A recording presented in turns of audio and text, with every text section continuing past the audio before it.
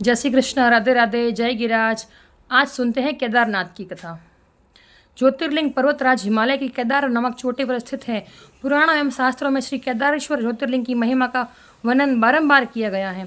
यहाँ की प्राकृतिक शोभा देखते ही बनती है। इस चोटी के पश्चिम भाग में पुण्यमती मंदाकिनी नदी के तट पर स्थित केदारेश्वर महादेव का मंदिर अपने स्वरूप से ही हमें धर्म और अध्यात्म की ओर बढ़ाने का संदेश देता है। चोटी के पूर्व में अलकनंदा के सुरम्य तट पर बद्रीनाथ का परम प्रसिद्ध मंदिर है। अलकनंदा और मंदाकिनी दोनों नदियाँ नीचे रुद्रप्रयाग में आकर मिल जाती है। दोनों नदियों की संयुक्त धारा और नीचे देवप्रयाग में आकर भागीरथी गंगा से मिल जाती हैं। इस प्रकार परम पावन गंगा जी में स्नान करने वालों को भी श्री केदारेश्वर और बद्रीनाथ के चरणों को धोने वाले जल का स्पर्श सुलभ हो जाता है। इस अति पवित्र पुण्य फलदायी ज्योतिर्लिंग की स्थापना के विषय में पुराणों में यह कथा वर्णित है। अनंत रत्नों के जनक, अतिशय पवित्र तपस्वियों, ऋषियों, सिद्धों, देवताओं की निवास भूमि पर्वतराज हिमालय के केदार नामक अत्यंत शोभाशाली श्रृंग पर महातपस्वी श्री नर और नारायण ने बहुत वर्षों तक भगवान शिव को प्रसन्न करने के लिए बड़ी कठिन तपस्या की। कई हजार वर्षों तक वे निराहार रहकर एक पैर पर खड़े होकर शिव नाम का जप करते रहे। इस तपस्या से सारे लोकों में उनकी चर्चा होने लगी।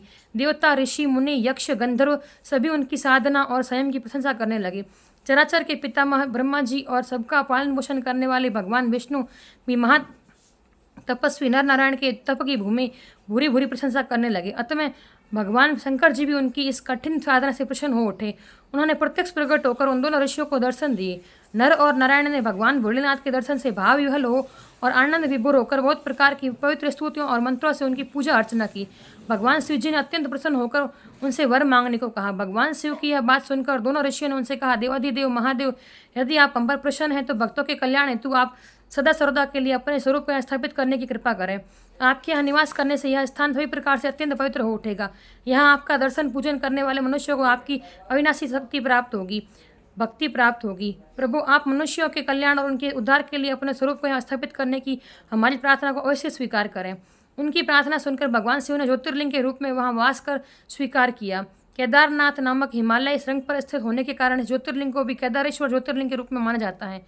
भगवान शिव से वर मांगते हुए नर और नारायण ने इस ज्योतिर्लिंग को, इस पवित्र स्थान के विषय में जो कुछ कहा है वह अक्षरशः सत्य है। इस ज्योतिर्लिंग के दर्शन, पूजन तथा या स्नान करने से भक्तों को लौकिक फलों की प्राप्ति होने के साथ साथ अचल शिव शक्ति तथा मोक्ष की प्राप्ति होती है। बोल केदारेश्वर भगवान की जय। जय केदारनाथ। जय श्री कृष्ण।